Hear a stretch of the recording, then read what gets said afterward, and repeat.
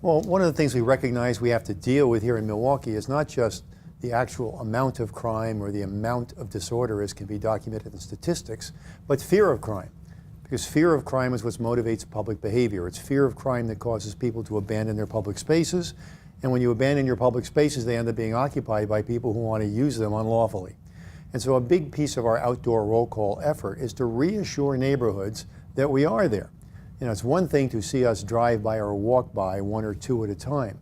But when you realize that in the vicinity of your neighborhood, there are 30 or 40 or 50 officers working that night, it should give you some comfort. It should make you feel comfortable using your front stoop instead of your backyard. It should make you feel comfortable being in your front yard instead of, behind locked doors. It should make you comfortable being on your sidewalk with your kids. That's the goal. We recognize that fear is always going to lag behind the statistical measures of crime. And so we think it's important, particularly in neighborhoods that are most afflicted, to be highly visible. And one way to do that is to do the occasional outdoor roll call for the purposes of reassurance. I think the most important thing about the numbers we released today is the cumulative totals. We're looking at 9 quarters now of improvement. And I think that's something the community needs to take comfort from. The men and women of this police department have worked extraordinarily hard to achieve not just one-time successes or two-time successes, but sustained success. And that work, I think, is paying real dividends for the self-confidence of neighborhoods. We recognize that in any given day, a specific neighborhood's going to have issues or concerns that we need to be responsive to. But I think if we look at the trend lines, that quarter after quarter after quarter and year after year, we're continuing to see improvements. That's good for the morale of neighborhoods. It's good for the morale of the city to see that its investment is paying off.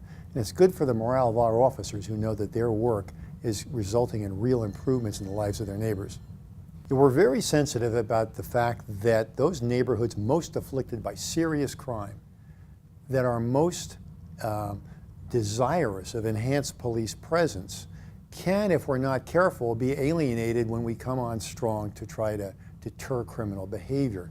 And we've really worked hard to, on the one hand, make sure that our cops are on the dots, as we say. As you look at our density map there, the darker areas that are represented by more crime, more impacted crime, precisely the places we put more officers, and we want them to get busy. We want them to use lawful traffic enforcement as a way to conduct traffic stops. We want them to stop and question people at night, find out who they are and what they're going and what's new. The challenge is to do that in a way in which the community in which that's occurring remains supportive.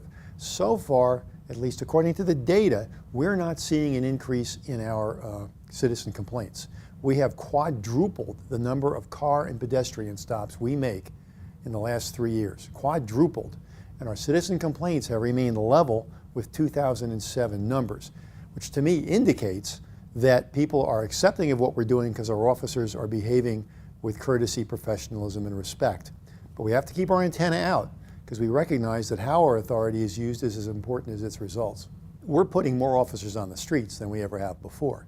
We have really dramatically cut overtime because we have reformed business practices that were ineffective and inefficient and expensive. It's been a while since everybody did the annual who made all the money overtime story, okay? And that's because we weren't managing our overtime. My ambition year after year is to spend every buck I can on police operations. I'll throw money at a special security initiative. I'll throw money at an anti-crime plan. We throw money at our deployments in the summertime. Believe me, I'll spend the dough. But I don't want to spend the dough on guys hanging around waiting to use a computer to make a report out. People are going to get sent home. People are going to get sent home when their shift is over and they're done, and they can do it at the beginning of their next shift. We're examining court overtime processes and business practices that were inefficient. But if you look at the number of cars we put out, the number of foot patrols we put out, we're putting out as much or many as we ever have. Well, you're going to get anecdotal information from a variety of sources, both good and bad. In my experience, not a lot of people call their alderman up to say, hey, things are great. People call up aldermen to raise a stink to get additional resources in their neighborhood, whether it needs it or not.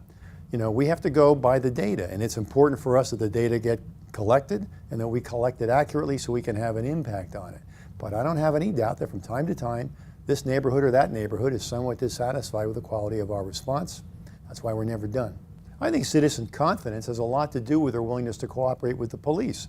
People that feel that they are isolated and abandoned in their house and surrounded by neighbors they don't know who intimidate them is going to deter them from cooperating with us. If people feel like somebody's looking after them, if they feel like the police are a stable presence, if they even recognize their beat officer, they're going to feel more confident that working with us to make their neighborhoods safer is a good idea.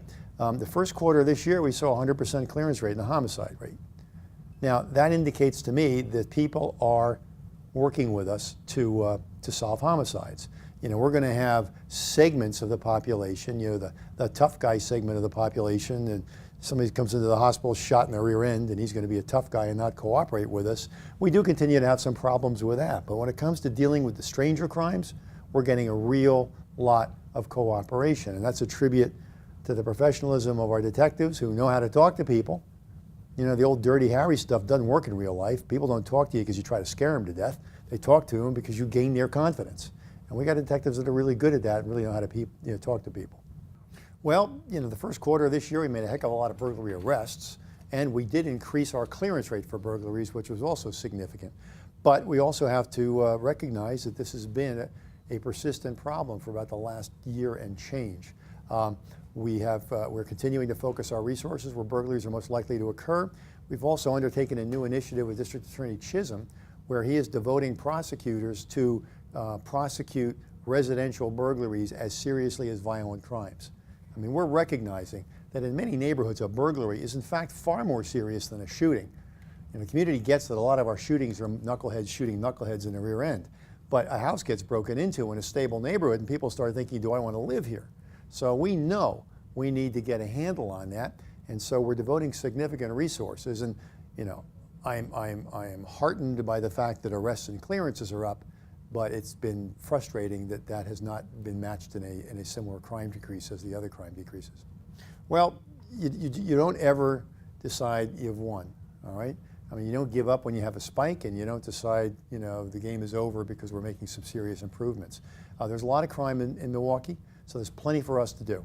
And I'm convinced that as we continue to get better and better at developing good, accurate, and timely crime information, as we get better at putting that information in the hands of our detectives and police officers, as we get better and more refined at our deployments, and as citizens gain confidence in the police department and are willing to organize themselves, that's a key part of this, I think we can continue to see some significant decreases. So, you know, there are challenges out there for us. You know, the economy is not improving as rapidly as people would hope. Returning prisoners are coming back to a community in which there's a dearth of job opportunities.